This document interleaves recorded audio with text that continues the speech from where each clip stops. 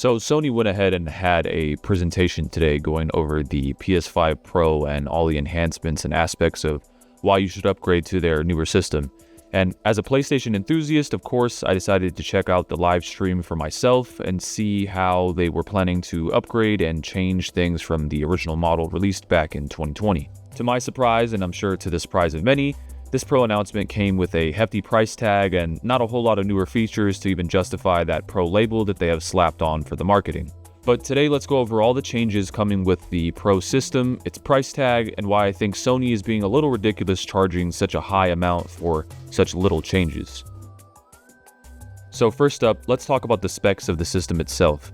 The PS5 Pro is set to be a more powerful version of the original PS5, with some notable changes like upgraded GPU, advanced ray tracing, and PlayStation Spectral Super Resolution, which is PlayStation's version of AI upscaling, akin to AMD's FSR or Nvidia's DLSS mode on their graphics cards. During the presentation, they focused on these three key aspects for the major changes to the console. With a 67% increase in the GPU, ray tracing that casts double, almost triple the speeds of the current PS5 console, and the implementation of AI upscaling for resolution, responsiveness, and performance. In the most basic of sense, the PS5 Pro is doing away with having to sacrifice fidelity for performance. On the current PS5 system, you have the option to pick between Fidelity mode, which caps the frame rate at 30 frames per second, but gives you usually a locked 4K resolution, or Performance mode, which gives you a locked 60 frames per second, but usually locks the resolution to around 1080p or 1440p if we're lucky.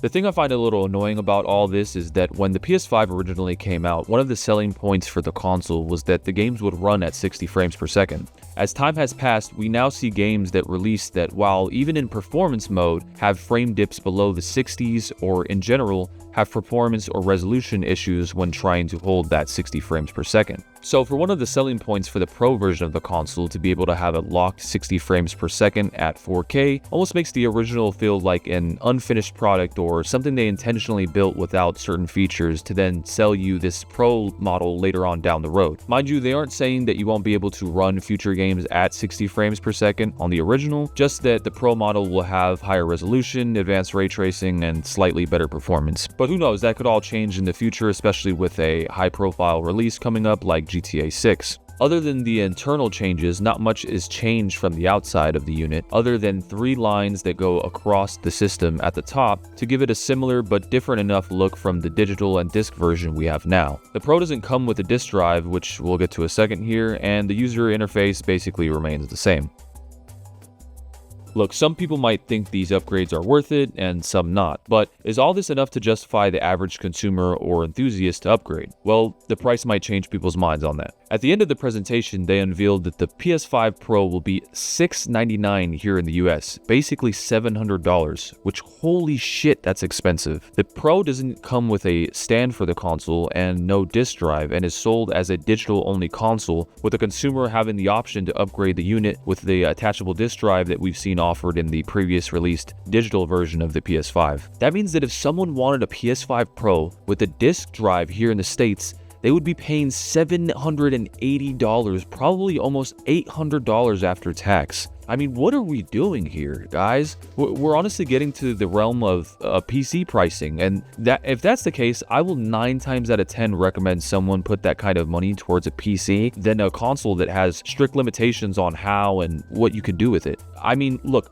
people are already struggling here in the US, and I'm sure, around the world, and are paying more attention to how they spend their money and, where their money goes. And I think when you offer a product like this that is $200 more than the base model with what are, in my opinion, not that significant enough of changes, it begs the question of, well, what's really the point of upgrading?